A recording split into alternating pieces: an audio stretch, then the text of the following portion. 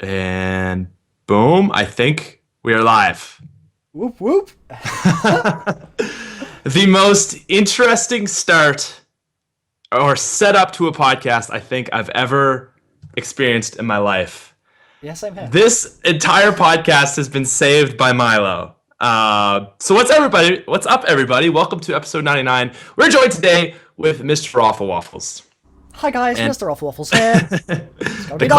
The classic intro. Yeah, so my computer isn't here right now, and I had to do this all on my laptop, and then I realized on Macs you can't really stream through Macs. So we are streaming from England all the way over to Canada through my YouTube account. Milo is streaming this, and it's going through my YouTube account out to the world. So it's going across the pond, and we had a little bit of delays, but we're here now. Just a little bit. And, the SmithPlays is finally arrived. So the SmithPlays, indeed, that's what they call us.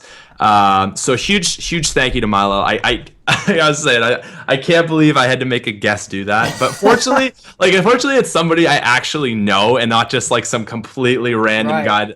First time, like, hey man, can you do this? It's like, by the way, there's one catch to our stream here, and it's that you've got to be doing it. Like, it's not me, you got to do it. I know you're the guest and all, but we need you on here. So what's up? What is up? Well, there's a lot that's up, isn't there? There's Gorod Krovi is one thing that's up. I keep forgetting the name. Gorod Krovi. Here. So the thing is, right? I reckon that it's not pronounced Gorod Krovi like everyone is saying right now. I reckon it's probably like Gorod Krovi or something. Like there's probably some Russian way of saying it. But Gorod Krovi is as close as we're gonna get. It just sounds like you're just butchering the name. Yep. Gorod Krovi. Gorod Krovi. Yes, that sounds right. Lex said he said he looked it up and it's like Gorod Krovi or something like that. Right. Which sounds kind of more Russian than Gorod Krovi. Yeah, I mean, even in the trailer, right, when Nikolai says, "I know it as Stalingrad," he puts an emphasis on the grad of Stalingrad. And like for us, it's just like, oh yeah, Stalingrad or Stalingrad or however you pronounce it. But he's like, Stalingrad. So very, very epic and Russian as well. City of Blood. Is that what Gorod Krovi means? Is City of Blood? City of Blood. Yeah. Dang. That's cool. Just like, oh man, I can't freaking wait. I think it was MC Sports Talk or Matt. He had a tweet the day it came out, and it was like Jimmy Z naming maps, and it was like Moon, Buried, 5. And then it's Jason Blundell naming maps. They're Eisendrach, Zetsubo no Shima, Gorod Krovi. Yep. And it's like, okay then. Thanks, Jason. Yeah.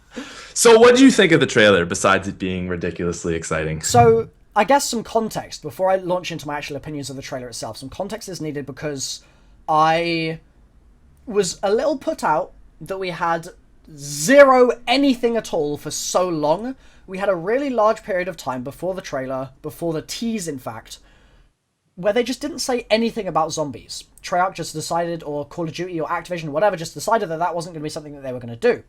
And so I was sitting here going, okay, maybe this week we'll get a tease, a sentence, an Instagram post, a Snapchat, something. But we didn't get anything for so long. So the wait up until getting that original teaser screenshot, which was from the trailer, was really quite excruciating for not just myself, but a lot of people in the community, because we're all sitting here going, well, Zet was okay, but where's the next map? So, with that in mind, I really enjoyed the trailer. I thought that there was a lot of stuff in there for us to scratch our heads about.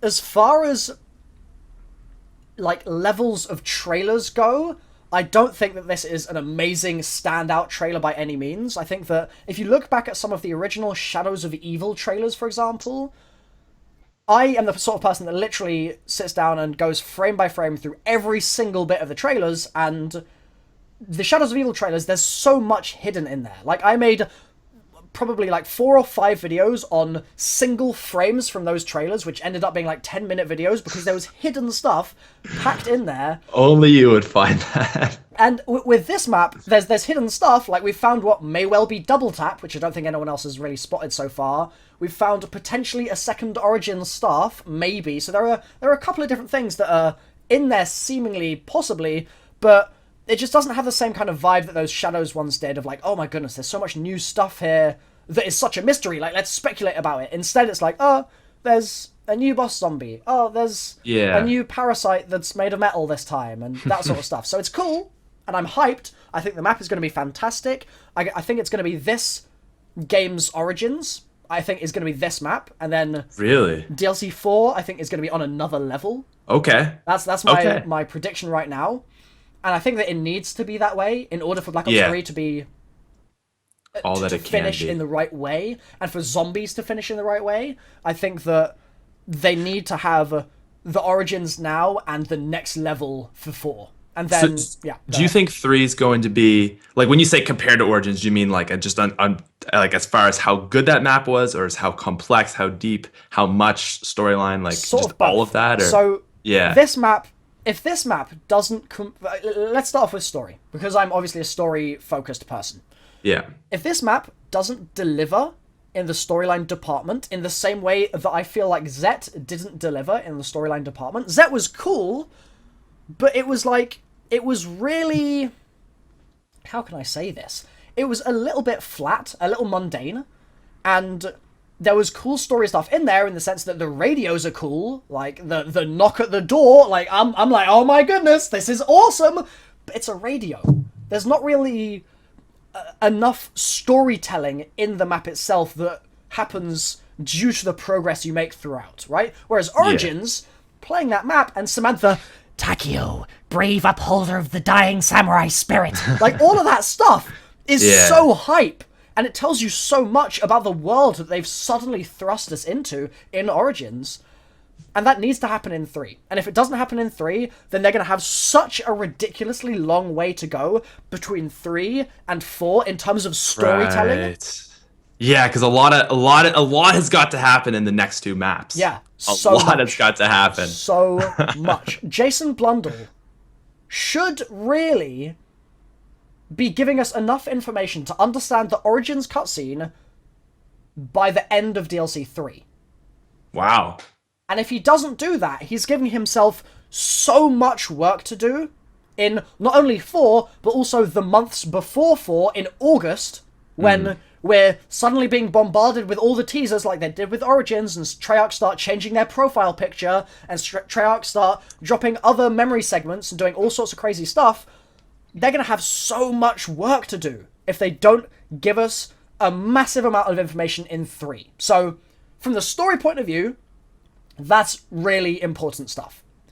From the gameplay point of view, I think that due to the fact that Zet was a little mediocre, a little mundane for some people love Zet by all means, like, I'm not disagreeing with that, but if it doesn't step things up a level and bring things up a notch and really ignite the passion for zombies that was ignited by a map like Origins, then I think that it's going to harm the story overall.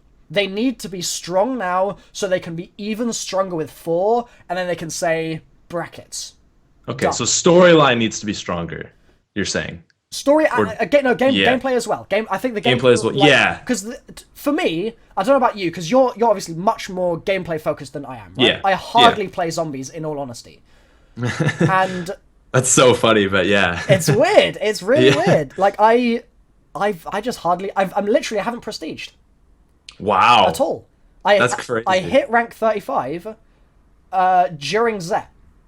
So that gives you an idea of how little I play this game, because I don't have time. Like, I'm either doing my uni work, or I'm making videos, or I'm discussing the story with my mates, or I'm sleeping. Like, there isn't really a lot of time for me to actually be playing the mode. I play, of course, a little bit, but... Well, the thing is like, it's not like you're a bad player, though. Like, I've played with you before, and I'm never like, oh, Milo's going down 15 times in a map. Like, you're always, like, on the ball with it. I can hold my own. I'm not, like, I'm not a crazy good player by any means. I'm not as good as I was back in the day during like Black Ops 1 or something like that. Yeah.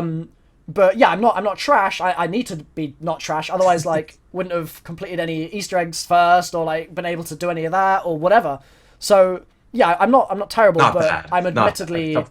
not nowhere near as good as I could be, and probably not as good as the majority of people that are watching the stream right now because I just don't play that often. So How long do you think that this Easter egg's going to take? Because like A day. with Zetsubo, a day. A day. Oh, wow. okay, Confident answer. maximum 48 hours.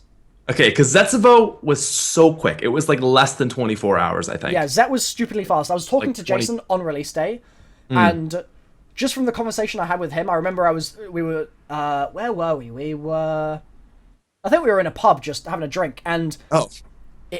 from the conversation we'd had, I remember walking away from that pub and saying to Jason, you know what? It sounds to me like this egg might be a little different to some of the others we've had in the past, in the sense that maybe this one's going to take a little bit longer. Maybe. Because we always talk about the fact that, I mean, even in my lightning round video, I say, do you place bets about like the Easter eggs that you've put in the game, right? The main quest Easter eggs. Do you place bets on how fast they're going to get solved? And he's like, yeah, I do, and I'm always wrong. And so from this conversation I had with him, I was like, okay, maybe this map will take 3 days or 4 days, maybe. But yeah, less than 24 hours. I literally I'd played the map like twice, and it was for a period of like 10 minutes each, because I wasn't at home for Zetsubo. I was in London in this like warehouse basically recording videos with Jason and also helping out with the launch stream. So I didn't get to play. So like all my Cypher videos from that day, I'm outside in an alley and there's like people doing building work behind me and I'm like, yes, Gersh is back and Groff is back and like doing all this stuff. So you were recording videos? Yeah. In your oh my god. Literally, I'm outside. Like if you go to my my Gersh Cypher video, or there's a couple of other ones as well, you can see people walking around behind me in this alley and I'm there with a camera. I have like this tripod, and so I'd attach the tripod to the bench in front of me, and so I'm literally just sitting down outside recording videos talking about ciphers. That's insane. That's dedication right there. Had to be done. So because of that, I then went out for drinks with Jason that evening, got home really late, woke up really early because I had to get a train back home the next morning, and as soon as I woke up, 10 minutes after I woke up, the Easter egg was finished. It was solved. It was done. Wow. So it was damn fast. Really fast. I was so close to being in the second group to finish that. What happened?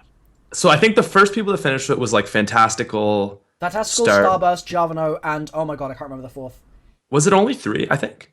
Oh yeah, it was only 3. Yeah. Yeah. I think that must. And then the second group was like MC Sports Hawk and a few other people. I don't know who was. Yeah. Anyway, so I had been up for a full 24 hours, or maybe like 22 at this point. And I was like, all right, I'm going to bed. Like, I'll wake up at like 8 a.m., see if it's been solved yet. And probably 15 minutes after I left my computer, Matt gets at me and he's like, yo, dude, we're really close to finishing this. Want to hop in the game? I was asleep. I wake up the next day. I see it's finished. I see Matt's like second person done. I'm like, no. Yeah, it's funny. Like the Easter egg race has really changed for me, right? Because in Black Ops 1, that race was so real. Like it was ridiculous how much it just overtook everything. Then in Black Ops 2, it was a weird one because the kind of feeling of it changed. And Black Ops 2, like my team had a really successful run. Like, were you the first? Transit, Die Rise, Buried, Origins. I was gonna say Origins, yeah. Yeah. I don't know, I was thinking Origins, but okay, Buried is. The thing is like the group that I play with, it kind of is somewhat malleable. In the sense that we've got like probably like 8 players or so total that we have across the different maps. So for example, actually Transit was me. I mean, I did the Transit Easter egg before the game came out because I got it a couple of days early. So that was that. But then I did it for real with myself. Or the other side of it, I think we did myself, that guy who camps, a guy called like Confusions, and another guy whose name I can't remember right now. Then Die Rise was Talixian, Liam, Nick, and Prestige, I believe. They got one of the Yeah. I was actually, he was on last week. He said he was the first to do Die Rise. Right, yeah. So he did Die Rise. Then Mob of the Dead was The Steps Were Leaked, so that doesn't count really. Buried, and again, obviously there are two sides to all of these. I don't know who did the other side for all of them because I was focused on the side I was doing all the time. Yeah. But Buried was myself, Nick, Liam, and Justin, and then Origins was myself, Liam, Nick, and Justin. So same team for Buried and for Origins, so we smashed it, and it was nice, so good. But yeah, I remember that, man, when the Origins one was done, and I forget who tweeted it, but it was like some Call of Duty account, maybe Treyarch or like the forum or something, and it's like, congrats to this team for finally finishing it. Yeah, I think that was the CODS forum account most likely. Yeah, I was so hyped. I was just unbelievably hyped. Like 3:10 a.m.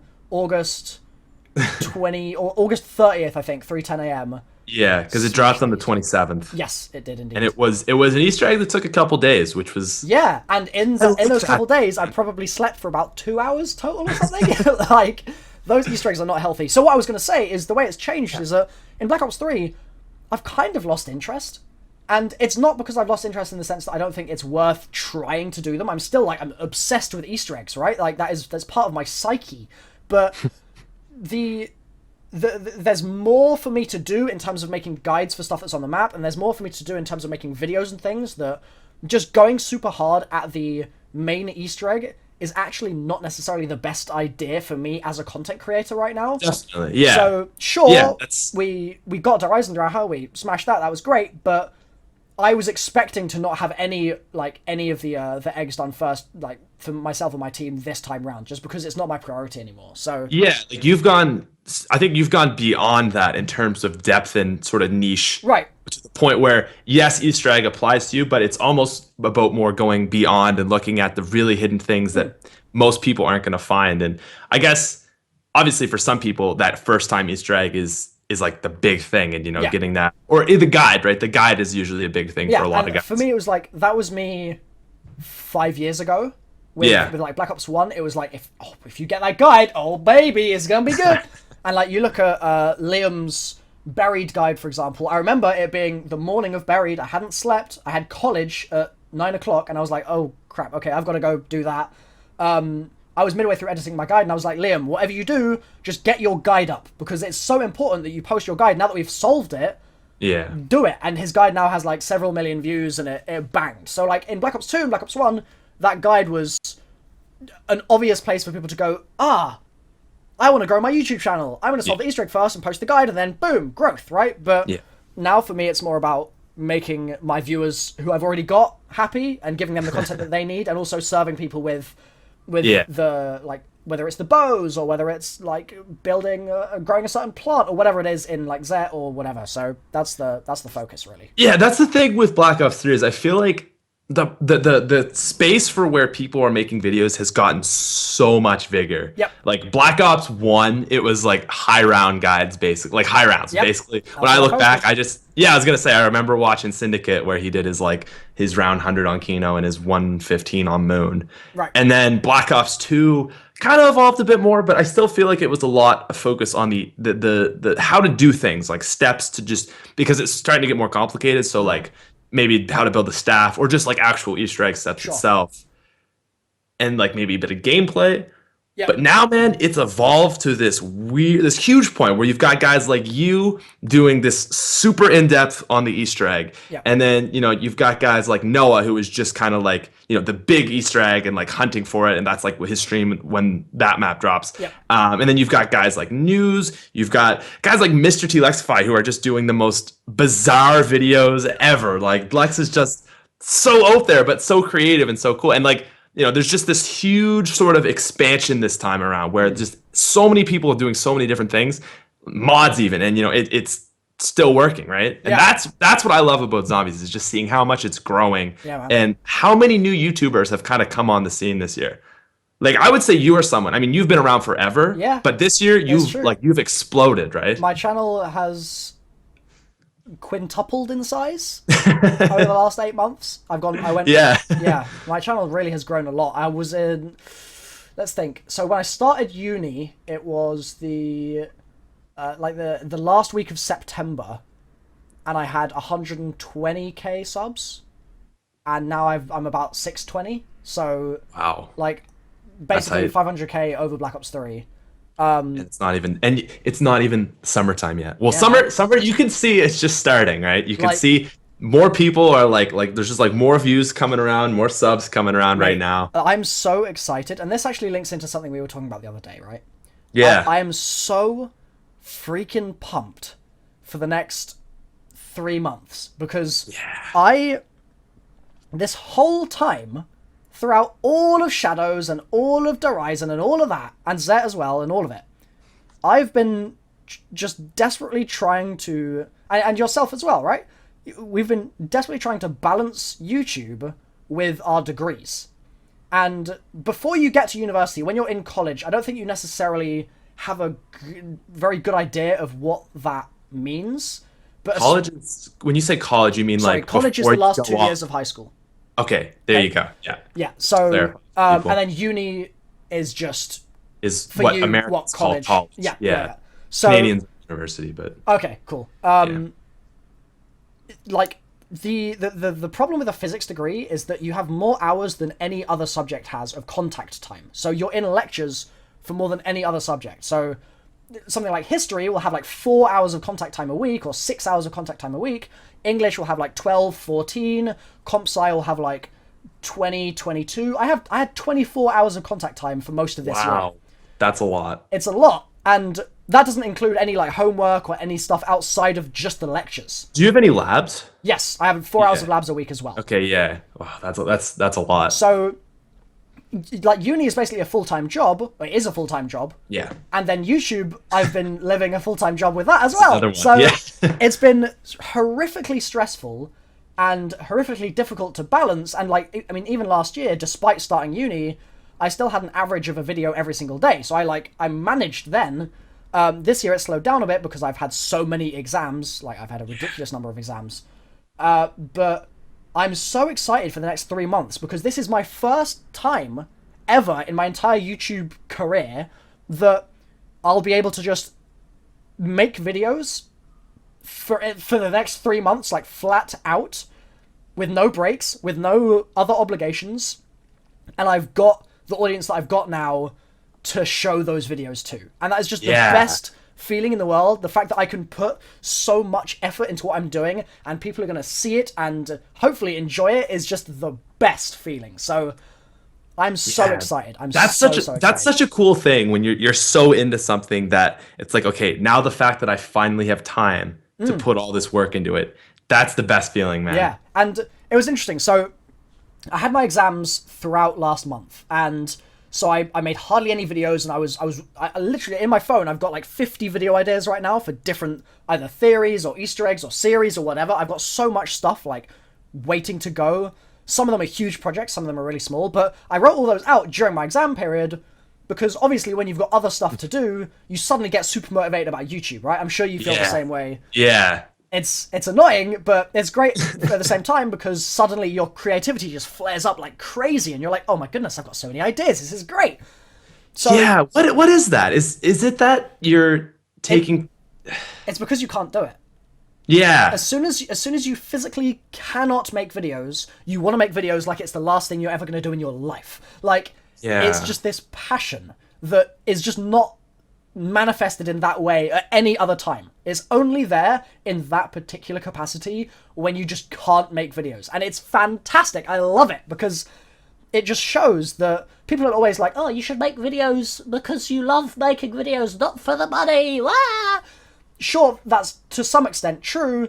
If you don't enjoy making videos, then I suggest you find another career because making videos is going to completely just drain your very soul if you don't enjoy it. Yeah. But, like, one thing I do want to just quickly say, I digress a little here. The whole, like, YouTubers making money thing it gets on my nerves so much because if I didn't do YouTube, like, I wouldn't be able to afford where I'm living right now. I wouldn't be able to afford any of the equipment I have. I need the money in order to live, literally. So the people that say you should only make videos because you enjoy it don't have a grasp on the fact that you need money. Money is literally, that's the way life works. Yeah, it's like any other job, like your parents. It's like, oh, you're only doing your job for the money. Like, yeah, you need money. Yeah, like, can you imagine going up to like any one of your family members who has a job and saying, oh, you're just doing your job because you need money. Sell out. What?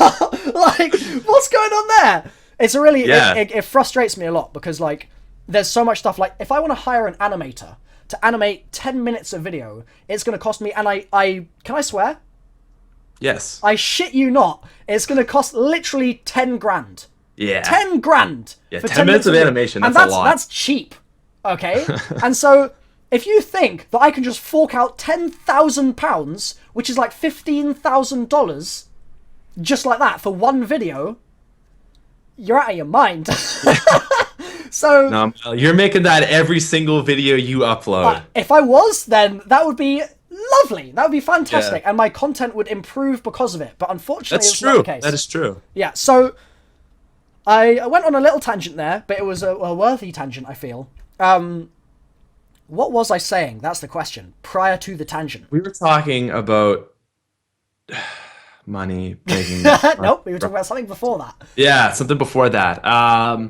Basically, just not getting burnt out with YouTube. Okay, yeah. So it's the passion, right? Yeah, there you go. So the money is useful because it means that I can live, I can put food on the table, I can buy equipment that I need, I can step up the quality of my videos, I can hire people to help, do all that sort of stuff. But what the breaks do, the exams do, what that always does is it just gets you on the right track again. You're just like, I need to make videos right now. Yes. Yeah, that's very true. Because right when you're just about to finish school and come back to it, you're just so excited to finally kind of step back. And that moment when you can say, okay, I can do this for the next 3 months with no other worries. That's a great feeling. It's so good. And so, go ahead. I was gonna say, that's the other thing with money is that if you make money on YouTube, it allows you that can be your job now. So you can actually just put all the time in it. Besides all that other stuff like equipment and everything, it just gives you more time to put, which is more effort to put into your content. And if there was no money on YouTube, the quality of videos on YouTube would be terrible, right? Yeah. It would just be like, it really is. It's something that it frustrates me so much because people say the most silly things about whether it's selling out or brand deals or anything where money is associated at all, even just posting a regular video. If people think, and it frustrates me to no end, but they say that, but they don't see the reality of it, that like, I need to pay my rent. I need to be able to do those things. And then any money above that, I'm reinvesting anyway. Like, for example, my full story video, my full story in 5 minutes video, I went to an animator and I said, hey, I'd like this animated. I really like the style of work that you do. How much would it cost for 5 minutes of animation? And they said, 5 minutes? Are you serious? I mean, that's going to be costly. And I was like, really? It's just 5 minutes. How much could that really cost? I'm not going to say the figure because I don't want to disrespect the animator themselves in case they don't want those figures out there. But it was in the order of thousands and thousands of dollars. Yeah. And anything over even a minute is a lot. Yeah. But it's literally like, it gets to the point where you can be paying something like $1,000 a minute or more. Oh, easily, yeah. I would say $1,000 to $2,000 a minute for an animation. And the fact that people think that like, oh yeah, I can just make an animated video 5 minutes long and pay for that out of like my spare change under my couch is a little off, just a little. But yeah, so what I wanted to say is that this 3 months, the interesting thing that happened to me is that I finally finished my exams and I started my summer and suddenly all my motivation just disappeared, okay? And I was like, oh God, what's happened to me? Like, for some reason, I just suddenly wasn't motivated in the same way I had been a week prior, 2 weeks prior, while my exams were going on. And I realized that what had happened is two things. One, there was a bit of a drought with the zombies information and news and new stuff, so that in itself was concerning. Second of all, I was just enjoying the fact that I wasn't constantly having to be like, go, persistently and never stopping and never like taking a break to do something else or going out with drinks for my friends or whatever. Going out for drinks with my friends, rather, not going out with drinks for my friends. That would have been slightly different way around. Yeah. Yep. But like the complete contrast there sort of shocked me a bit. But then, and this is the thing that we were talking about the other day, Pat, that I know you've wanted to touch on. I went to E3, right? And E3 with Xbox, they brought me to E3. They did me such a huge favor because until 2 days before E3, I wasn't going to E3. And then they were like, Milo, sup, we've got you covered. We have got your back right now, and we're going to be bringing you to the show, and you'll be able to hang out at the show. So Dang. I'm forever in their debt for that. That was an amazing experience thanks to them. But that trip has changed my life, and it's changed my life in the following way. My outlook about whether it's YouTube or any business related stuff, or whether it's social stuff, just talking to people or what have you, any avenue of YouTube-y related things in my head has been shifted from the place that it was before into a new paradigm in which I'm just so excited for the future, and I'm so, I guess, motivated to take what I've built right now, because I've been doing YouTube for 7 years and it's been this uphill, bumpy road, and I'm finally at a place where my channel is in a really good position. I'm really, really excited to take that and just bring things to the next level. And I'm going to just be, over the next couple of months, constantly just chipping away at that little wall and then trying to jump over and hurdle into the greener fields, I guess, and hopefully create some really cool content and just, step things up. So I'm super excited for the future. 100%. Was that like your first sort of big event you've gone to? So I've been to Gamescom. Okay. I've been to EGX several times in the UK, Eurogamer as it used to be called. So I've been to gaming events before, but what E3 did is it made me really, because I went from the UK. Let me change that slightly. I went from Bristol in the UK to London in the UK to LA, and then back to London, and then to Poland. And then I was in Poland, I was in Koszalin, family trip, and then I came back to the UK, and then I came back to Bristol yesterday. And just the scale of the trip going from here, what things are like now, to LA, where things are so different, the entire, just the city itself, the people in the city, the way it all works is so different. And then going to Poland, where it's again that same change, but it's for completely different reasons. It sort of put my mind into a position where I realize now, and this is something I think a lot of people sort of maybe forget, the world is so big.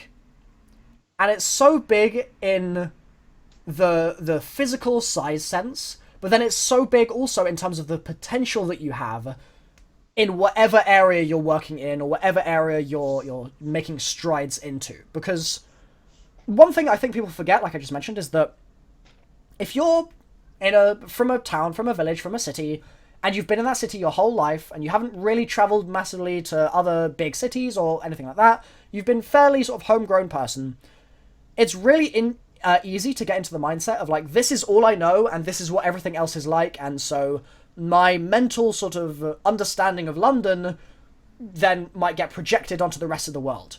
And you see, like, oh yeah, they've got cities everywhere. They've got cities in China and in Africa and in Russia and in America, and everywhere has like big cities and stuff, so they must all be the same as London, right? But then you go somewhere like LA, and then you contrast it with somewhere like Koszalin in Poland, and it's just like, oh my goodness, the world is so big. LA is a crazy place. It is indeed. It's like a city that just never ends, because it's just like cities connected to cities, and you're flying in, and it's just city as far as the eye can see. And it's like, this is just people and people and people. Yeah. And I'm from Canada. The population is like around 33 million or 35 million. Mm-hmm. The population of California is 30 million. So it's like this one state has as many people as my entire country. That's insane. Yeah, it's insane. 33 million across all of Canada? Yeah, I think 35. Wow. Yeah. And the thing is I mean, it's I think the second biggest country in the world, but everyone is along the southern border. 95% of the population is on the southern border of Canada, northern border of the States, because it's so cold. If you go up north of Canada, yeah, that's fair. You know, you don't want to live there. No. I mean, there's people that do, but it's colder than it is on the southern border. Yeah, like it's freezing. It gets like minus 40. So it's insane, right? Yeah. And at that point, it doesn't even matter if it's Fahrenheit or Celsius, because it's the exact same. Yeah, you're gonna have a bad time either way. yeah, exactly. So I mean, Canada is like this. Like, there's just not a lot of people in Canada except for like the major cities like Toronto and Vancouver. But other than that, I mean, going to LA, it's like you said, it's the complete opposite contrast. Yeah, and So you think just that contrast helped you, or was it I like think the- it was like it just, was it was the people I met in LA, the meetings Yeah. I had, because I had a lot of like businessy meetings that I scrambled Yeah. to sort of sort out. yeah, But it was the conversations I had, the time between those conversations, like, and it sounds weird, but it's quite hard for me to describe this because it's something that is really like, it's not something that I've really consciously noticed until I got back to London and I was like, oh my goodness, I feel like I'm a different mindset right now, right? But I would be having lunch with someone, or maybe I met someone at the expo and we talked about a game they're working on or a project they're working on or something I'm working on or whatever. And then I'd jump in a cab, jump in an Uber, go to another event, there'd be another thing happening, and it was just the pace of things that were relevant to what I do, that were really cool, and then the people that I was meeting at those events, and then the stuff that those people were doing, and their entire lives and what they're working on, and it was so cool to see the scale of everything. And that's the thing Yeah. that Gamescom didn't really do for me last year, and EGX hasn't ever really done for me in the past. It doesn't really give me a scale of this industry. And Right. this industry it's on another level. It's just so exciting how many opportunities there are in this space, and that's what I think is really, it's reignited that flame in me, that passion for what I do, is just the potential energy right now yeah. of things to come. It's really, yeah, exciting times. That's awesome. I feel like those events you go to, it's like, as crazy as it's almost like a rebirth, because I've experienced that exact same thing, and this Oh, yeah? was at an early time. It was like over a year ago now. It was PAX East in 2015, so last March, and I think I had about 250,000 subscribers at that point. And it was like the first time I'd ever met any other YouTuber before in my life. So I'd been on Wow. YouTube for like 2.5 years at that point, and I'd never met another YouTuber because in Canada there's just not a lot of YouTubers. Sure. It's not like London or UK or England, Britain, whatever, where The there's not like so United Kingdom after last not week's so political yeah. maneuvering. So there's like, there's so many guys in such a small area. Yeah. Whereas Canada, I mean, I don't meet people. So when I went to that, I met probably like 10, 5 to 10 YouTubers there of my size. And then, I also got to go to a panel where I saw like Vanos Gaming and, a bunch of guys in his crew do a panel and just kind of talk about growing on YouTube and stuff. And, I think I met Syndicate there and like all that kind of stuff. And it was just like such a motivating thing to actually meet people in that same headspace. That You're smiling there. What? you said you met Syndicate, and it triggered the memory in my head of you going up to him and saying it was you about top fives, right? At the time, he was shooting some Yeah. shots, and you were shooting some shots, and it was all of it like, fight me, Yeah. bro. Yeah, because I kept tweeting at him. I was like, "Oh, fight me at PAX, bro!" And I didn't even know if he was gonna be there, but he's Right. like, "Yeah, let's do it." And then I remember walking, and I just saw this head of blue hair. I was like, "Wait, he's actually here." So I mean, being the gigantic person on YouTube that he is, he had like a swarm of people around him. And I waited in the swarm till he was just leaving to go up to him. And you were like, "Hey, bro, how do you feel about he's those like- top fives?" And he didn't, because he didn't recognize me. No. So I was just like, I was like, "Yo, can I just get a quick video?" And he's like, "Yeah, sure." And I'm like, this guy's hating on the top five. He played it off so well though, man. He's just like grabs my phone. He's like, top 5 selfie. I was like, wow, well done. Looking back, it was I felt like it was kind of a douchey thing to do, but To be honest, so Tom was one of the people that I spoke to at some length in Yeah. LA. And actually, if you watch some of his daily vlogs from a couple of the days where we were there, because we were both there with Xbox, okay. he I'm in some of those videos. He was recording while we're doing stuff throughout the day, and Tom is one of the people that a lot of people have sort of seen over the years, and they see him from Zombies, and then they see him move to Minecraft, and they're like, you change your content, meh. And then they see him go from Minecraft into other things. He branched out into loads of stuff. He did some GTA stuff. He did other games entirely. He did like funny moments on like Far Cry at one point. Like Twitch. Right, yeah, and Twitch Right? as well. He moved platforms, yeah. Like he's really like bounced around a lot, and now he's doing daily vlogs, and that is absolutely his passion and stuff. And so a lot of people have been like, oh, well, he's just doing what's popular, meh. But the thing is that's what you got to do as a YouTuber. And he is one of the most genuine, nice guys I have had the pleasure of knowing through this platform. Like, I've literally been speaking to him since Black Ops 1. I remember one of the first times I remember, like, actually talking to him and having, like, some kind of dialogue was just before Call of the Dead came out. The poster released with George Romero on it, and I made a video talking about the fact that A7X were doing the song, and I remember he commented on the video, and he was on holiday, and he was like, oh, thanks for keeping me in touch with what's going on, Milo, and I was like, oh, that's Tom, okay, cool, like, nice. And so since then, we've got to know each other better, and he is honestly, and I can genuinely say this, just so nice. And the stuff that we talked about in LA and just the stuff that I know about what he's doing anyway generally as a person is awesome, and I have so much respect for him. So as far as YouTubers go, there's a lot of YouTubers out there that a lot of people are like, oh, you're a bit of a suspect YouTuber, like you've got your fan base, but there's plenty of YouTubers that have like drama associated with them.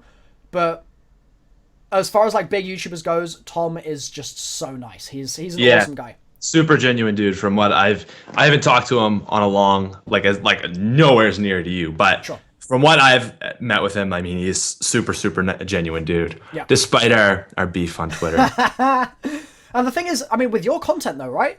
You have done what I think is a really admirable like transition from being, dare I say it, a one-trick pony with top fives. Like, yeah, that was really definitely, yeah. Like it was your lifeblood at one point, and now like a top 5 is just another video in your arsenal. And yeah, I have so much respect, and I'm not just saying this, like it's how I really feel. I have so much respect for anyone on YouTube that takes something that they've got, whether it's lightning in a bottle with top 5s, whether it's a game that they're doing like a load of videos on and they've become very much associated with, like Tom with zombies in 2010 or whatever. Anyone that can take something that they've got and transition it into a long-standing and healthy, ongoing entity of its own, I bow down to you. It's just the most admirable thing in my opinion, because... Well, thank you, man. Like, I appreciate that. No, like, and the thing is as well is, with especially with someone like yourself who was doing top 5s that were quite specific as well, because it was like zombies related top 5s, right? Yeah. And so it's not just like top 5 YouTube I don't know, like top 5 YouTube selfies or like whatever the top 5s that people are making right now are for like the larger scale top 5 celebrity falling over moments or whatever. it was quite niche, and you took that and now have a channel that has I feel like blossomed and become a much like wider thing, which is really cool to see.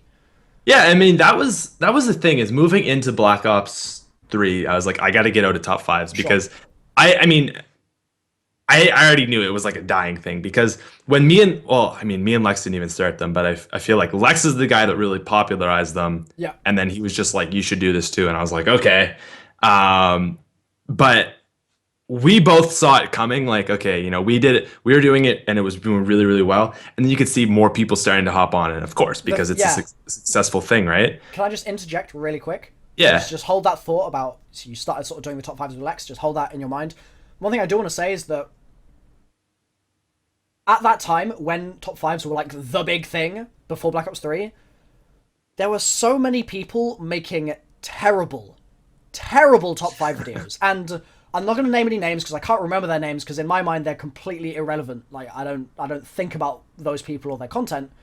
But just when you start seeing people taking something that's going on and putting their own spin on it, but their own spin is so tragically bad, you have to wonder what the deal is, right? Like, what's going on there? And I remember seeing, I stumbled across some channel, I honestly don't remember who it was, and they only posted top fives, but they were the most ridiculously poorly produced videos I think I've probably, certainly at the time, I had seen that month or that year. Like, they were ridiculously bad, and it just made me realize that you look at someone like I think I saw a top 5 from Lex, or one of his old top 5 videos I saw like a couple of weeks ago, and I was like, wow, this is good content. Like, this is actually something that I can respect as a content creator, because I'm constantly, the only time I ever watch another person's video, I'm straight away in my head ripping into exactly what they're doing and how they've done everything and their mic quality and how they've got their, like, whether it's like a border like we've got on the stream right now, like this thing, and all of that straight away I'm ingesting and going, okay, they've done this and they've done that, and I can see what that is, and that works, that doesn't, etc. Because I'm constantly trying to improve my own content, and so if there's something I see that I like, I'm like, yeah, I'm going to seize that. But, yeah. And so with Lex, it was like, okay, great. There's stuff in here that I really respect, and I've just realized I've gone out of the view of the. There we go, it's back now. But this other person, there was just nothing good about their content, and so that's what what I think you've done really well, and Lex has done really well, and one or two other people, is that they've taken a format that clearly worked and actually put effort into it and creativity into it to make it something more than just another top 5. But sorry, as you were. Yeah. Okay. So yeah, what I was basically getting at is, started off, I mean, people had done it before Lex. Like, there was like Lagan Absolutely. and JFK, right? Yeah. But Lex is the guy that he made a top 5 and it got over 1 million views in a week. Like, this was it blew up. And I think it still is most view videos, like top 5 zombie bosses or worst zombie bosses or something. Sure. And at the time, I thought he was botting. Like, I was like, there's no way Lex is doing this. But anyways, so, we kind of started doing it. And there was a few other guys that kind of did it. Like, I remember 2ProView Games also did it. But after a while, like 6 months passed by, and I'm like, okay, there's still content here. And I was digging deep at this point, like going for like, worst doors to open, kind of ridiculous stuff like that. Stuff like that. If you actually put the effort into it that it would need, then I feel like at that point you'd actually be better off as a content creator just doing another thing, because you're gonna have to put so much time into thinking about, okay, worst doors to open, where can we find 5 legitimate bad doors to open in zombies, and you're gonna then have to have that whole discussion and think about it to such an extent that you'd probably be easier off just not making the video and doing something else entirely, right? Yeah, but see, the content was so dry at this point for anything else. Like, even before top 5s, it was so dry, and top 5s kind of revived zombies a lot. Yeah. So it was so dry that it was like, all right, we're just digging for scraps right now, basically. So after 6 months, it was starting to get a little bit worse. Then 8 months, and then by the time we're 10 months in, like, we've been doing this for a year, I'm like, man, I am out of ideas, and I can see more people starting to do them, and everyone's hopping on it. But by the time Black Ops 3 was out, I had basically stopped. And once Black Ops 3 ended, or came out, I should say, I didn't do them for like probably not 7 weeks, but probably 6 weeks. I just took I was like, look, I gotta like take this away from my channel, because I don't want to be still tied to that, because this was something that did really good for me. But if I keep going on this, I'm just going to be another top 5 person. So I waited like 6 weeks, and then I did put out a few just to kind of appease people. And obviously at that point, it was actually top 5s I wanted to make. Like, top 5 versus Gobblegums was one I had a lot of fun with, right? Best guns, like that stuff that's actually kind of cool and I can get behind. But when it's something that's just so stupid, like, top 5 eye colors, not that I've ever done that, but just ridiculous stuff like that. Or I did top 5 staffs, right? Like, there's 4 staffs, but that's the classic. That was the one that Tom roasted you for in the stream. I think. Oh, was it? Yep. Oh, okay. There you go. In the one of the original beef starting moments was he was in the stream and talking to me. Actually, I was in the chat, and he was like, "Oh yeah, speaking of top 5s, top 5 starves. What's that about?" And I was like, "I've gotta say, it's questionable, maybe." It was a little questionable. We'll see. Me and Lex did it together, right? And we included the ultimate and the non-ultimate. Fair enough. So there's 8 staffs. I mean, so the thing is what you could have done is you could have said, okay, instead of talking about just the 4 starves that are in the map, we're also going to talk about the ancient starves that are the original ones, right? See, there you go. Because, but that's sure. This is just me being silly at this point, but yeah. The starves in Origins are actually replicas of the real ancient starves. They're not the original ones. Oh, my father made copies. There you go. And so there's potential there for further exploration, perhaps. I'm giving you a video for top 5 non-playable with, but still good starves in zombies. You got the 4... Top 5 non-usable wonder weapons, perhaps. Oh, cheeky. But then again, we wouldn't know how good they were. That's so you could do 5 wonder weapons that never made it into zombies. You could have the upgraded Apothecant Servant. You could have the 4 staffs. What you're seeing right now, chat and viewers, after this stream has finished, you're seeing the mind of a YouTuber at work, right? Yeah. Anytime any of us get an idea, the little wheels start turning in our head, and it can go from like, oh yeah, there's 4 starves in Origins that you can't use, to okay, how can I make this into a video that people would actually like, that would be good content, etc., etc. It's always fun to observe it. There you go, write it down, boy. There's a good idea. Write it down. If you see that in the next couple of weeks or months on Pat's channel, then you know that it was SmithSquad Podcast episode 99. That's where the idea originated. Okay, and the thing with that is, like, it's like, I don't know if there's even 5 wonder weapons that never made it into zombies. Oh, yes, there are. There have got to be. There's, chainsaw. There's one. There's the chainsaw thing from, I think, Black Ops 1. Black Ops 1, I believe. There's the... Oh, there was an upgrade for the jet gun. Yes, there you go. So we've got... Origin Stars. Keep a secret for now. Yeah, there you go. We can't give it all away. That's true. Yeah, that's true. Can't give it all away. You got 3 out of 5, but those. I like that idea though. See, that's the thing, is like, that's how ideas sometimes come. Is it's just so random. It's just so, and then you get a point, and then it's like, how can I build on this? Yeah. And that's the thing as well, right? So I've got a video idea currently that I have been working on for a little while, but it's something I've tweeted a little bit about, and the idea, in short, is that I would make like a spoof documentary, right? And I would go abroad and film this spoof documentary and make it like as if it were a real thing, but basically just meme it up and have not only a load of like silly zombies references fed in throughout, but then also have like a big sort of reveal towards the end that would just be really fun to do. And it would be a much bigger project, and it would cost me a load of money to actually make it happen. But those sorts of video ideas, like the ones that you're like, this is a little different and a little unique, but I love just the thought of doing it, are the best. They're so much fun when you can use the fact that you've got people that will be relying on you for guides or for gameplay or for your thoughts on something or for a vlog or whatever it is. You'll have your viewers there, and then you can surprise them with something so drastically, whether it's silly or just pushing the boundaries or whatever, and it's just like, yes, this is what I do this for. Like, I just love making content like that. So that, man, when you just start talking about that gets me excited. Those kinds of videos. Yeah. Like, I did one recently. It was when the Zetsubo jump scare came out. Okay, yep. And I just did a complete troll video.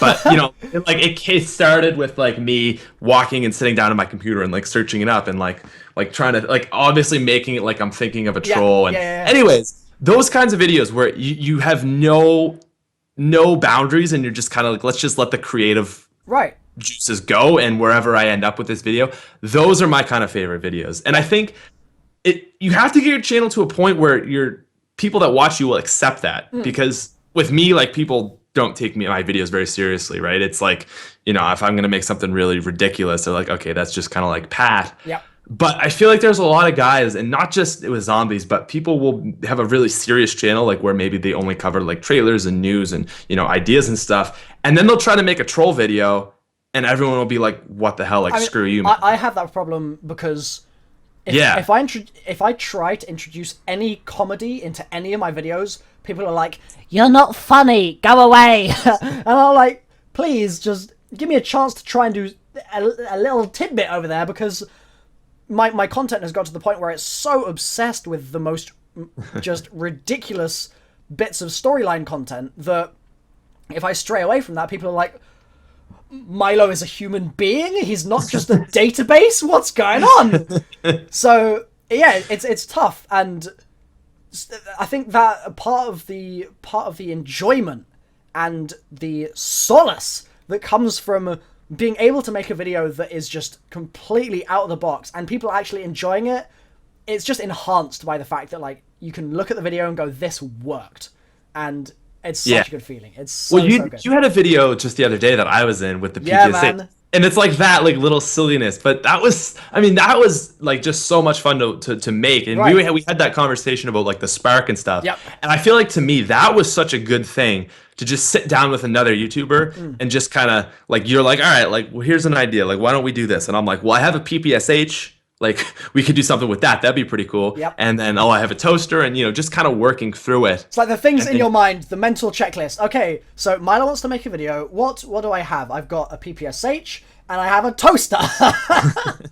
Like, these two things are clearly in the same category here of, like, objects to be used for the same purposes. Do you toast things with your PPSH ever? No. Maybe in Gorod Krovi. If it was a real one. If you pack a punch the PPSH, what if it does like a Dragon's Breath type thing? Like, what if? You never know. What if, like, you know how fireworks, it kind of like has that gun that kind of like shoots them all? Yep. What if instead of a fireworks, it was a toaster? Yo. It shot toast. Custom zombies. Oh, it's shooting toast. Oh boy. Custom zombies. There you go. that's the thing. There could be a cut. Okay, someone's got to get on that one. Okay, how about this? Do you remember the head chopper from... Yes. Yeah, so what if... Yeah. You've got... Instead of, like, the little, sort of... What's the word? Anchor where the thing is attached to it, right? Like, the base of the machine. Instead of that, you've just got a toaster. And then you've got, like, a metal rod sticking out or something. And you've just got sharpened toast on this metal rod, and it's like swinging it around. Custom Zombies community, there are ideas here. It could butter the zombies. Oh my goodness! And then it would be like Sliquifier, and they're like slip it all around and stuff. Like, the thing that's coming out of the toaster is just a butter knife with butter on it, and it's just like swish, swish, swish, swish, swish. Oh dear. That's the thing that makes me excited though for mod tools is we can have all these things we talk about. Like, this could literally be a thing if someone wanted to make it happen.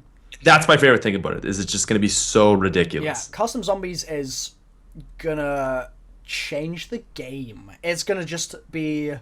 And the thing is as well, the custom modders that are currently... that have been given access to the closed alpha of the tools, they, in the last, like, 2 weeks or something, have actually been given access to the zombies side of things. So they've got the giant map now. They've got, like, a test map with, like, perk machines on it. They've been given access to that only now. So the last however many months of them fiddling around with the tools, it's been MP stuff. Right. And now they have zombies. That means that not only are the tools much closer to being releasable, but also the ideas, that machine is going to crank up and it's going to start chugging along. And the zombies community is not ready for some of the absolute hilarity that is going to be coming from those tools. It's going to be on another level, and I've said that like several times in this stream, on another level. I need to find a new phrase to use. It's going to be... blow the bloody doors off in terms of just the ridiculousness of those mods and the amount of fun that we're going to be able to get out of them, and it's, super duper exciting. Yeah. Oh my goodness. Because I think the thing people need to think about is World at War. Yes. We've been doing custom zombies on World at War. That's an 8-year-old game now. And some of the things that have come out of that are insane, like Leviathan and, just some of the amazing maps with that. And we've kind of been creeping into Black Ops 1 mods a lot more the last 6 to 12 months, where you see a lot of guys like Roland is kind of one of the guys that people know more with some of the crazy things that he's been doing. And, you see like ray gun death machines and, mystery box guns and like all this crazy stuff. And it's like, that's still a 5-year-old game. We're going to be getting or maybe a 6-year-old game. We're going to be getting this new next gen Wait, engine. what were you saying in terms of age? Well, yeah, no, I was saying Black Ops One. Oh, Black Ops 1, okay. Was yeah. like 6 years, Sure. World War 8 years.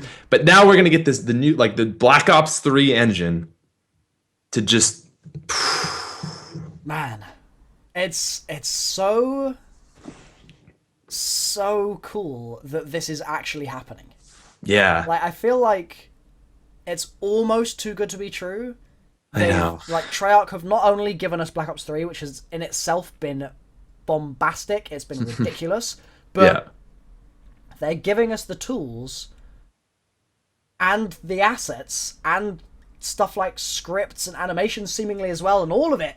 It seems like they've really basically said, you know what, guys, we're finishing the zombies story here, we're putting these brackets in place, we're doing that, let's make this even more of a bang, and let's give them the tools to continue the story for themselves. Hey. Treyarch Well put. are the best, man. Like, there's no other studio right now. Infinity Ward, I have so much faith in you guys to make a good game. I don't think it's ripcod. I think that they're going to make a good product. And what I've seen of it behind closed doors as well, because I saw one of the campaign missions that they didn't show publicly at E3, it looked perfectly good. Treyarch are just on another plane. Aren't they insane? They've taken what it means to be a COD developer and completely changed what everyone thought was possible, and it's awesome to see. Yeah. When I went there to their studio, man, You've been inside. I've been inside. Lucky man. It changed my perspective so much on what they do. Right. Because I've always looked at Call of Duty. I've said this so many times on the podcast before. I've just saw it as this thing that gets made every single year, and it just happens, and it's just this magical process, and they always deliver on the date they say they're going to deliver. They never have to push things back more than like a week or anything like that, and they're just on the ball. With most developers, that is not true at all. Happen. I mean, think about how many games are delayed, Yep. this, that, and the other thing. Oh, the game didn't come full. Black Ops 3 is a full-ass game. You have a zombies experience. I mean, I know people were questionable. Just how much is in this game? Yeah, it's such nuts. a full game. Like, I remember talking to Jason before the game came out, and he was like, "Oh yeah, there's a lot of stuff in this game," and I was like, "Is there? Yeah, okay, we'll see, right? We'll see." Game comes out. Campaign is pretty huge. There's a second campaign, and they've done it so smartly because they've taken the stuff that they did for the actual main campaign and reworked it so they can tell a completely different story using the same environments. It's genius. It's such a smart move. So there's 2 campaigns in this game, and the campaign itself is so deep. You can spend hours and hours in that thing learning about the characters and learning about that twist ending and when it actually starts, because obviously you've got, like, let's say there's 10 missions. It actually starts at number 2, and then the first, or number 3, in fact, the first 2 are separate, right? Yeah. So it's like there's all this stuff, and that's just the campaign missions, and people pay $60 for full price games that are just the campaign. Yeah. And yet we've got Nightmares. So that's the second campaign. We've got Dead Ops Arcade 2. So that could be a game in and of its own on Steam. Yeah, that could literally thing be is so like a deep. $20 Steam game, $30 Steam game, something like that. Completely possible. Yeah. Then we've got multiplayer, which they've taken this year, and I feel like, certainly for me at least, it feels like it's more fleshed out than the previous multiplayers have been. I feel like there's just a lot of content in there that they've got going. Definitely. And then there's zombies. And then there's that zombies thing that's kind of a big deal. And zombies is kind of a big deal. Yeah. It's just... Think about Ascension, okay? And compare it to Shadows of Evil. If you think about YouTube content that you can make on Ascension, or you think about things that you can tell your friends about on Ascension, features, gameplay elements, punch. There's very, very little on that map, right? It's like, yes, there's the PAP. Yes. No new wonder weapon. Right, there's a main Easter egg, right? Yeah. But what does the main Easter egg reward you with? Death machines for 90 seconds. What does the rocket blasting off do? basically nothing. You just go and then you can pack a punch. Great. You get your double points from underneath it. Fantastic. Good job. But that map was, at the time, something that the community had released, and it was like, oh, PhD, stamina up, what's all this going on? A main quest Easter egg? We've never seen that before. It was crazy. It was, and it was a huge map at the time. And it was massive as well. It was mind-blowing. You think about Shadows. Not only is Shadows huge, but Shadows has just an unholy amount of stuff packed into it. And it's insane. Even comparing it to like Horizon and Zet, even then, with those maps that the community might hold in higher esteem potentially, specifically with Horizon, yeah, they in my opinion don't quite match the level of beauty that Treyarch managed to capture in Shadows of Evil. And yes, that map has its problems, and yes, there are things that I would change if I was working at Treyarch and helping develop it, but they really, really delivered with that map. Dude, I completely agree with you. And I think Shadows is underappreciated because it's not consecutively the best zombies experience. It gets very tedious if you play it over and over. Sure.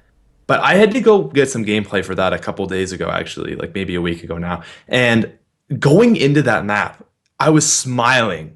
Just the depth, the different characters, like it's so cool. The setting, the characters, the quotes, the margwas, everything about that map, man. I know Pack-a-Punch takes a long time, but doing all 4 rituals, getting the pieces, and then you open up the area and you put all the gateworms down. There's that epic scene. And just the way the map flows, like you've got the train if you need to go quickly, you've got the portals. I really think that map is a masterpiece. Despite it not having the best replayability. Yeah, I think it's like the sleeper OP map of Black Ops 3. Yeah. I think with that map, they wanted to just put out the biggest bang. Like basically, I feel like Shadows of Evil is more of a work of art than a zombies map. Horizon Drac is a much more playable, flowable zombies map. Shadows of Evil is a work of art. Yeah, I agree. I think that you look at the map design of Shadows, and that alone just makes me happy. Like, there's so much cool stuff in that map that they did so well, and the issue for me is that because of the fact that I've got so little time to play, what ends up happening is I find myself just needing to jump in a game and get a certain thing recorded. And so if I go back like several years to like Deriz, I could jump in game, spend 20 minutes playing, and have already pack-a-punched a weapon and like got whatever gameplay I needed. Literally anything on that map I can record in like 15-20 minutes. With Shadows, just to open the map, you need to spend 20, 25, 30 minutes. Yeah. So the fact that you're having to do that to get stuff done is very frustrating for me as a content creator, because I don't want to be playing the game for fun. I want to be playing to capture what I need to capture and then turning it off and making the video for fun. But if I were to not be doing YouTube, and if I were to have some free time to just go and explore a world, then it's Shadows of Evil that I would do that in. It's really, really well executed painting of this universe that has been shifted slightly, or however they're going to explain it in the game itself. But it's just it's a beautiful creation, regardless of how well it plays for like a content creator like myself or what have you. So yeah, I think that I will definitely look back fondly on Shadows of Evil, despite its problems. Definitely. All right, we've reached an hour. Sounds good. Let's wrap it up. Let's do it. Ladies and gentlemen, if you want to find Milo, if you like this sort of crazy deep zombies talk, there's a link in the description to his channel. Go subscribe to him. He's also the reason. Can I just extend this a little bit, actually? Absolutely. I don't know if you went into too much depth with this, but I feel like seeing as now is the time, we might as well just go a little further into it with Gorod Krovi, right? Yeah, sure. So everyone that's listening to this on like iTunes right now, like at work or something, like, yes, thank you, Milo. So Gorod Krovi, right? We talked a little bit about, well, my opinion for why it needs to be like on on point, essentially. It needs to really be well executed. What do you think it's actually going to play like? Okay, so this is my major bias right here. Go for Is World at War campaign Russian side is probably one of my favorite things of all time of Yes. anything in Call of Duty. Yes! Okay? Like, yes, I love zombies, but I can go back and I mean, yesterday in my video, I went back and I played that sniper mission with Reznov. You did? Oh man, I was going to do that. I was going to be one of my videos Yes. this week. I'm probably going to do it anyway, but... Do it, man. It's a great map, right? Yep. So I am so biased towards like that Russian sort of vibe that I am just so excited for it in that sense in and out of itself. Like, yes, we've got the PPSH, potential ray gun Mark III, although I'm starting to lean more towards wave gun. I don't know. Thank you, bro! I appreciate the fact that you Yeah. are actually considering the fact that it might not be the ray gun. Because it Yeah, might... Yeah. It's not that ray gun looking. The only thing that makes it ray gunny is the fact that it's not a normal weapon. And I it's guess got it's a bit got of green, green. like the green Yeah. shot. But I mean, Can I like, launch into so like a... Can I go on a storyline rant right now? sure. Alright? Experimental Weaponry 3, or whatever it is that Peter says, that has never been seen before, I personally don't think should ever be seen. Unless Peter's in the map.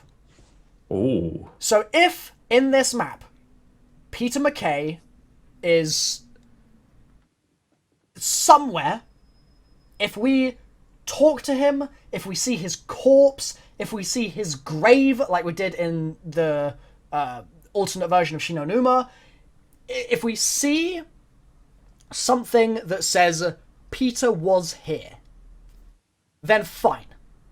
But if we don't see anything along those lines, then I'm not happy with the fact that we would be seeing that experimental weaponry version 3 that nobody has seen before. Because that's the whole point, is that no one has seen it before, and that weaponry goes where Peter goes, and where Peter goes only. And I honestly feel like Peter McKay is one of the most important characters in the zombie storyline, and I will always maintain this. He's certainly one of my favourites, despite the fact that he's only been mentioned in stuff 8 years ago, and then also randomly in a cipher a couple of months ago. Yeah. Despite... Okay. Yeah, go ahead. Oh, I was gonna say so quick. Yes. Number one, who is Peter McKay? Sure. In less than 30 seconds, because I know you could go into it for like probably an hour. Peter McKay is a spy who was integrated into Group 935, and then the idea in very brief terms is that due to the revelations we've had in Black Ops 3, he flies away from Verrucht, or wherever he is last with 935, most likely Verrucht, but again, the Black Ops 3 information kind of gives us some potential to shift the boundaries there a little bit. He flies away with some experimental weaponry that no one has seen before. That's the quote. Never say never, Peter. Oh my goodness, the goosebumps, they've arrived. I love this character so much because he was mentioned all these years ago even in Shinonuma. There's a quote saying, it's Richtofen quote saying something like, got you, Peter, ha ha, something like that. He's like, I tricked you. And that's the first night where we met Richtofen. And they're talking about Peter, right? Right. So, if we look at like Verrucht and Shinonuma and those maps, which are so old now and so classic, they tell a certain story, and that story is wrapped up in, or rather Peter's story is wrapped up in that story. And he's always been this enigma that has just excited me. He's always done it, okay? And now the fact that he's been brought back into the mix, and the fact that there is so much potential with him all of a sudden, Peter isn't hanging in Shinonuma. Peter's out there. Where Peter is, I don't know. Where Experimental Weaponry version 3 is, I don't know. The Aurora Borealis, the localized Aurora Borealis that he's seeing below him, I don't know what that is, but what I do know is that whatever happens, he's going to be in 3, or he's going to be in 4, or there's going to be mention of him, or we're going to see evidence of his work, or we're going to see something, and we're going to be like, it's that boy. Peter Dang. McKay, right there. And I cannot freaking wait to have some closure for his story alone. Like, regardless of Samantha and the children and Maxis and whatever, and regardless of all the other stuff, the loose ends from Black Ops 3 and Black Ops 2, sorry, whether it's the Flesh or all those other factions, Broken Arrow, all of that, Rustman, Samuel, Misty, Malton, don't care. Peter McKay, I am invested in. I have bought Peter McKay's stocks, and I want to see those stocks flourish. So, that's who Peter McKay is. And Okay. I think that, I mean, in my reaction video, right, I saw the trailer for the first time, and I saw those guns, and straight away I'm like, oh my goodness, it's like a weird version of the wave gun. And in the comments, everyone's like, it's the ray gun, you're an idiot, And I'm like, well, the thing is, slow it down, go frame by frame, what do you see? You see one gun in the right hand, which has green ray gunny characteristics, and it's shooting ray gunny bullets. So, fair enough, you've made a fair comment that it looks ray gunny. But the left hand, is it like a block of cheese on a stick? Like, what's going on? It's literally this big gold cylindrical thing, looks nothing like a ray gun at all, doesn't shoot at all, and so, because of that, and because of the fact that it just doesn't really look very ray gunny to me, makes me feel like there's potential that it's not the Mark III, basically. Yeah, I agree with that. I don't want to be so quick to assume. Everyone's saying confirm Mark III. Yeah. And I don't know, Treyarch does everything for a reason, right? And maybe they put that in there to make everyone think Mark III, and maybe, like you've been saying, like wave gun. Right. Or something, right? Or some other hybrid, or what? Who knows? Yeah, ray gun, wave gun hybrid maybe, or something. But it just, if you look at the Mark 1, you look at the Mark 2, there's like distinct similarities on just the way the guns look. And the only thing that's similar with those guns, besides how it shoots, is just the green, I think. I think they look really weird, really different, it and looks nothing like it. It looks much more like one of the wave gun. When you split them in two and you've got the two parts of the wave gun, that's what it looks like. Yeah, and the thing is or similar. Like ray gun, okay, if we're going ray gun 1, ray gun 2, the ray gun Mark III would be the most improved version of the ray gun, right? It would be the most best looking, probably most fancy. And this doesn't look like the third edition of the ray gun. It looks like something completely different. And it's also, I question what's the cool thing about the Mark III, right? What is it that we're going to see with the Mark III and go, that's how they've improved this gun? Because with the Mark 1, pew pew, great. With the Mark 2, like it shoots the burst, and it's like, oh cool, and you can just keep spamming it, and it's just going to keep on shooting, and it's like, okay, that's awesome. This gun, why bother with it? Why not just have the Mark II? Because it looks like it's doing basically the same thing. Yeah. So I agree with that. Like, it's not much of a Mark III. Maybe it's an alternate Mark II, but it doesn't. I don't know, man. Yeah, and so that in itself is a question that we may get into the map and it's just going to be the Mark III and Peter might be nowhere to be seen. Fair enough, whatever. That could happen, but I'd like for it not to be. I'd like that to be like one of the things that Jason sort of goes, you thought you were getting the Mark III and we showed you this in the trailer? Nah. I'd be completely cool with that, honestly. I'd like that to happen. Yeah. So other than that gun, and other than probably the PPSH as well, is there anything in the map that you either are really excited for, or are concerned about, or are interested in exploring further when it actually releases, or what? Okay, so as far as the game, what I'm excited for is the fact that it's around Nikolai. Nikolai's always been my favorite zombies character, basically since World at War. It's a good choice. Really excited to see what's going to progress with Nikolai. Yep. I am concerned about dragons. Okay, good. Yes, I appreciate that concern. Could be awesome, but that's a big leap to take, and they might not nail it. We'll see what happens with dragons. Yep. And I'm also kind of concerned with weird flying robot-y things, but you know what? We said that with Shadows too. We're like, oh my god, it's like Extinction, it's weird, and it didn't really bother me. So that would be my three things. Is obviously PPSH. That was probably my most excited thing in that map. Yeah. like if you, I searched this today, PPSH zombies, Yeah. and if you go on that search page, like I think there's probably 8 videos from just me alone. Like that is how much I love that. That's great. I mean, so many videos. I bought a real life PPS that PPSH. That's how much I like that gun. Right. So that's obviously huge for me. Nikolai, I think, is equally as big. And then, yeah. Also, I like the fact that it's in Russia. I think that's going to be an interesting place for a map. Yeah, you reckon that's gonna change the vibe a little bit? Definitely. Because with Ascension, I love the fact that Ascension is so different to Kino, right?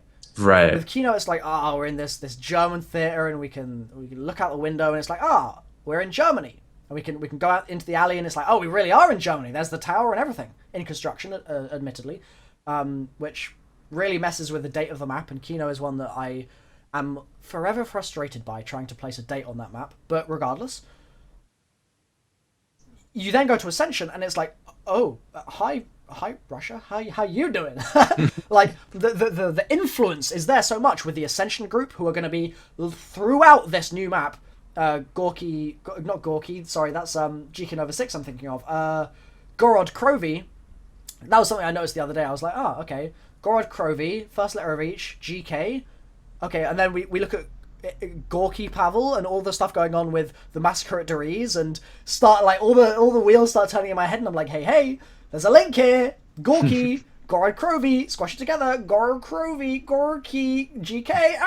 Anyway, Ascension group are going to be very important in this map, and they were all over Ascension. I gotta interrupt. Okay, go for it. We've been raided by pizza. Oh, baby, a triple. I think this might have been going on for a while. You're like, oh god, the chat is in tatters. I'm sorry, chat. If you guys have been, if pizza has raided us for a long time, I'm sorry. I don't even have I wasn't even looking at the chat. I just had Milo up looking at him. But he's been decimated by all. Hi, pizza, if you're still here, and hi, all of the pizza people. The pepperonis.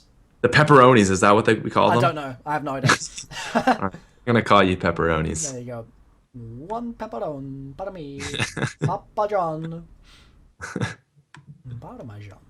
Yeah, I don't know what we were just talking about, but neither do I. Russianiness. Yeah. Oh, Russian is cool. Yeah. Although I feel like this got, I guess, Ascension's a Russian map, but I feel like, I mean, it's got the caveat that it's in Baikonur Cosmodrome, right? Like, it's not. Yeah, it's a Cosmodrome. It's not like actual like downtown square of Stalingrad, right? Mm-hmm. With that fountain. Yes, what's it called? It's like the Berkeley Fountain or something. I forget the name of it right now. Okay. But it's actually it's not Stalingrad anymore, but it's Volgograd. Volgograd. Yeah. Yeah, there's a huge statue of a girl with a sword. Yeah. There's some real cool statues in Volgograd. Yeah, I don't know. That's just there's the statue that you mentioned the other day when we were doing the bets of the. I think you mentioned it, of the dude with the PPSH, right? There is a guy with a PPSH. Yeah. Just below the girl with the sword. It's in the same. Oh, are they in the same area? Yeah. Okay. Like there's pictures with both of them. Right. Both of them in the same picture. Awesome. So yeah man, like I want to see that realized in game. And then I mean, I think the dragons thing that you mentioned is completely right. Like the issue with something like that is it's so fantastical that I know some people from the story point of view are put off because it's like, oh, zombies is just too stupid right now. Don't like this. That's fair enough. Their opinion, whatever. But it's also in terms of like gameplay, if they don't get that, if they don't hit the right note, then it could be very annoying. And so hopefully they don't interfere to the extent that you're constantly going, oh, there's another dragon, great, or oh, I've got to ride the dragon again, and it's just frustrating. Yeah. Like, hopefully they can. I don't think we're going to be able to control the dragons, right? And people are saying you're going to be a fly. They're not going to add that as a mechanic in where you can fly dragons. No, right? They're going to fly set routes. It's going to be an Ascension lander, basically. Yeah, exactly. Yeah. I don't think that there's going to be any control of them unless you count control as like choosing where it's going to go. So potentially like the tram would be a better example because you can. Or like breathe fire here. Even then, I think that might be a bit too complex. Like, I'm sort of doubtful that would. Here, I was thinking like in World at War, actually, you can set where airstrikes go, and it's like you just like there's like a little like smoky thing, and you like click it there, and then Yep. it sets down. I was thinking something like that, like make dragon breathe fire here or something like that. Yeah, that would be cool. Yeah, The I thing think is, that would be. I feel like it would be too easy to grief your teammates. Yeah. Because you could just be like, my teammate is in Belinsky Square. Hey, Dragon, go burn my teammate. Like, Yeah, which might be a bit annoying. that's true. But I think that what is essentially going to happen is it's going to be like the giant robots in Origins. They're going to breathe fire in certain areas periodically. There's going to be a red flashing light, which we've seen in the trailer actually. Red flashing light that blinks when it's going to be burning, and then the light blinks, burns the area, light turns off, dragon goes away, burns somewhere else. I think that's what's going to happen. I like that. I like that. And I think that would be manageable as well. So, and that's also similar to the robots, as you can get inside the robots without actually controlling them. yep. You can get on top of the dragon, and maybe there's like a part in the air for something, and you have to, like shoot something, or, things like that, right? Yeah. So I think as far as I just had a thought. What if the cutscene bit of dragon flying in the trailer? What if that is the outro cutscene of this map? Whoa. What if that is because they did that with Exo Zombies. They had a clip from one of the outros of the maps in the trailer, and so we knew that there was an outro because there was a bit of footage that we hadn't seen in the intro that was in the trailer, and we were like, "Where is it? Where is it?" And then it was in the outro. So what if? Oh my God, the end of DLC 3. What if they bro? fly out on dragons? And what if to head to DLC 4? Exactly. What? But to give it a little bit of a twist as well. Oh my goodness, this would be mind blowing. What if the dragon they're riding is Gersh? Gersh could be a dragon? He has a new form. Whoa. So, what if, man? What if this would be so cool. We ride out of Stalingrad on the back of a character that we've never seen before and has been mentioned in Ascension and in a couple of ciphers here and there, and that's it. And suddenly we're riding him into the future, into DLC 4. Into DLC 4 to go mess some stuff up. Yeah, man. Where's it gonna be? Where's it gonna be? I don't know. London? You'd be. Why London? Why are people saying London? Because of the newspapers in Horizon. That's the only reason, really. Okay. London is on fire. No, sorry, not London. No, London isn't on fire. London is under attack from zombies. There's like a whole zombie outbreak in London. And there's a parade as well, and a couple of other things that we see in those newspapers from Horizon. But I feel like London's unlikely. I feel like there's going to be something there that we're going to learn about, or something. Like maybe the Chronorium is there, or something goofy like that. Like that sort of implementation of a story plot point where it's not like a location that we're going to go and play in, but still has some relevance. You know what somebody said? I forget. It was like, so we've been to Germany / Austria. Yeah. We've been to Austria, which is... We've been to Germany, Kino. We've been to Austria with... No, for DLC... For Black Ops 3, though. Oh, sorry, okay. Right? Yeah. We've been to Austria, which you could basically say is Germany. It's very, very similar. Sure. Not to hate on people from Austria or Germany, but I'm just saying, like, I've been to both countries, and from a Canadian's perspective, I would say they're quite similar. Yeah. Like, you speak the same language, whatever. Yeah. We've been to Japan-ish for Takio's Island. Not technically, but wasn't it under control of Japan at some point? Yeah, Imperial Japanese rule during World War II. So sure, yeah, you can call it Japan, if you like. We've been to Russia. And then someone said the last place we haven't been to yet for one of the characters, like we've been to a German, Richthofen, Russia, Stalingrad. Someone said somewhere's in America because Sam is American. I don't know. I'm just something I saw. Wait, so are we just counting DLC then? Yeah. So obviously we have been in Morgue City. It's like Chicago, I think. Yeah, because that would be like an American-y sort of place, right? That's true. And then Canada, then. There you go. I mean, Well, then you know what? London would make sense then, because well, not like really, but like they haven't been there yet, at least in yeah. that I mean, the thing stance. is, the thing that I'm interested in is the fact that